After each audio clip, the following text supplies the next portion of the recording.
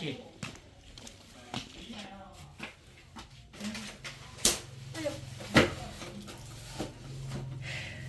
Trời cái này mỏ lên mỏ hết luôn.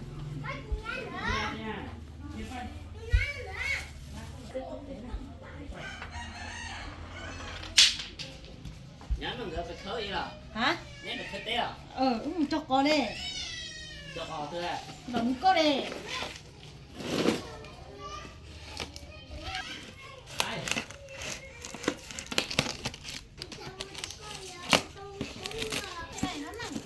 Lâu à?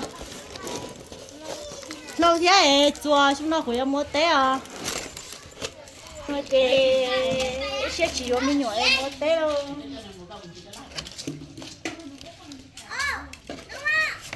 Nó chơi của sang bó bể à? Sang bó bể săn nửa lò đấy, tụi nó này. Tụi nó phải phải mua té cò ý, chẳng là chỗ cũng như toàn nhà thầu chơi. Có quá chi thì chỉ phải mua té rồi chúng nó cũng nè. Sang sủa thia, sang lâu cho cò thia, một lô té thia. Chỉ chơi cười đi đâu, chúng ta có đi đâu, chỉ sẽ ở. Cái phải đi nào. Ồ.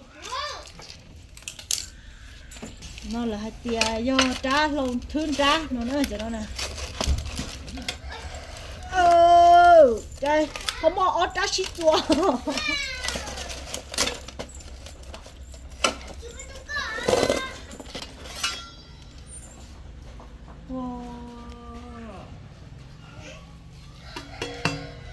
Chế cưng cổ đi theo lỡ thì xin mà.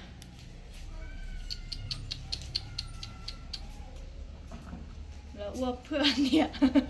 Nó từ còn nó đà là chế ô tô cho nó là phưa lên tới liệu.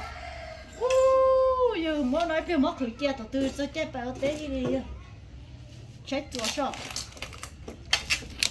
Tôi thử tôi tiêu đi rồi.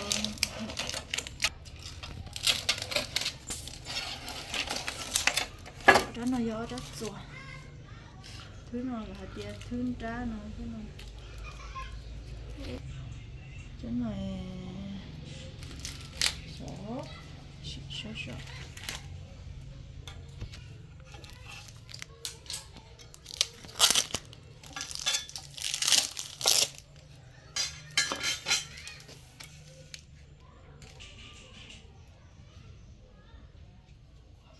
cha cười để thứ nào là thì thế để nó chỉ cho nó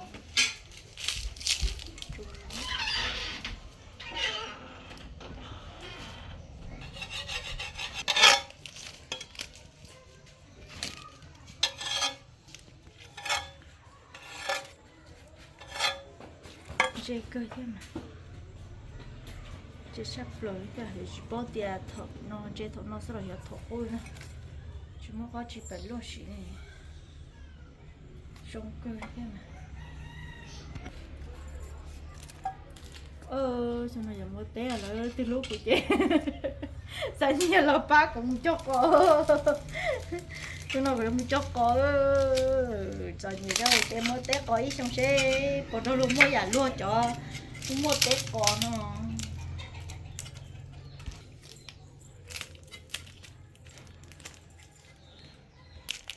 họ thứ nó chỉ tất tỏ cái liềm cái sao cho dù chơi chỉ thắt thử đi chuyện cái đó nó chỉ bé bé chỉ chết nó sao có trong đó chỉ quay tê xéo rồi hiện nó có phí này bị gì cho phát nó được chữ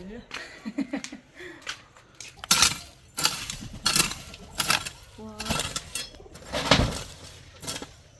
để được tiền rồi còn là để trả tiền rau xanh mà chơi đi tiền này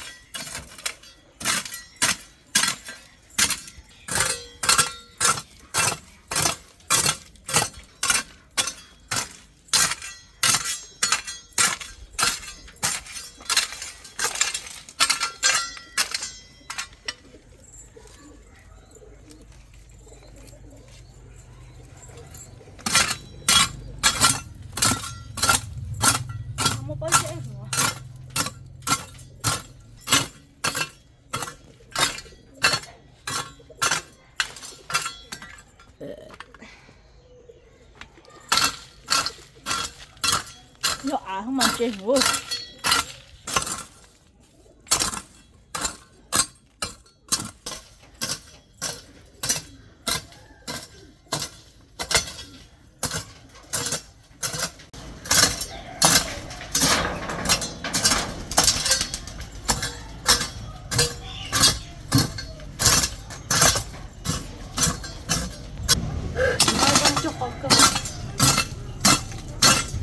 bớt thì hết của nó chẳng nữa